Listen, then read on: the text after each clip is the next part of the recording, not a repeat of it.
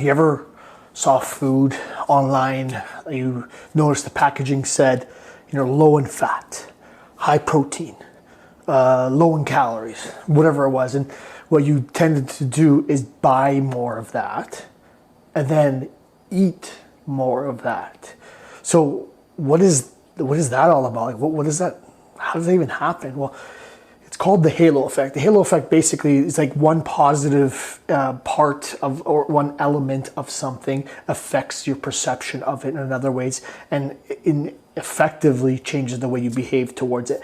Now, there is this sort of thing in other aspects of life, but we're gonna consider just where it comes to food. So if you see a package that says gluten-free versus gluten, and they're both water, you're more likely to get the gluten-free water, even though water never has gluten.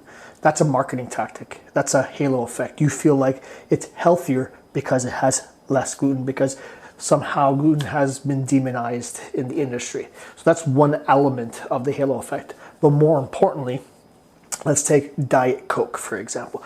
Diet Coke was deemed a little bit healthier for obvious reasons, less calories, that sort of thing.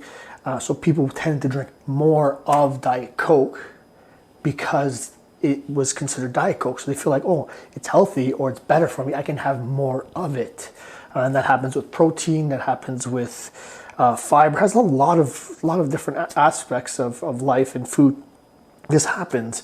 But I think the most detrimental effect that it has is that there's also a carryover effect. So let's say you ate something healthy, like you had an apple, you knew that was healthy for you. You're more likely maybe to eat something unhealthy later.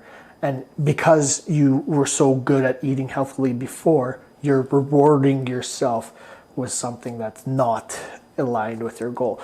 So what I want you to start to consider is, how is the halo effect having an influence on you? How, when you're, let's say, shopping, are you looking at packages and allowing it to convince you that one thing is healthier than the other, even though, there's a lot of cases where some of these labels are not even labeled in the sense where there's no peer review, there's no legal reason why they're allowed to say one thing compared to the other. Now, there are some laws in Canada in terms of how they label foods, but to say something is natural, that's not regulated. Technically, a lot of things can be natural, right?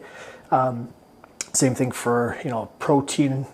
It has to be over a certain amount, and that amount is so little that anything can say it's high in protein. So I want you to start becoming a little bit more good at understanding with all this stuff and knowing how that influence of the halo effect, and also starting to realize that just because you're having something that's good doesn't mean you need to have more of it. That's where the calories come back into effect. Like, you can have something that's better for you but still eat too much, or because you've had something better for you now, you're more likely to have a second piece of cheesecake later, right? So keep that in mind. Consider the halo effect the next time it might be influencing you.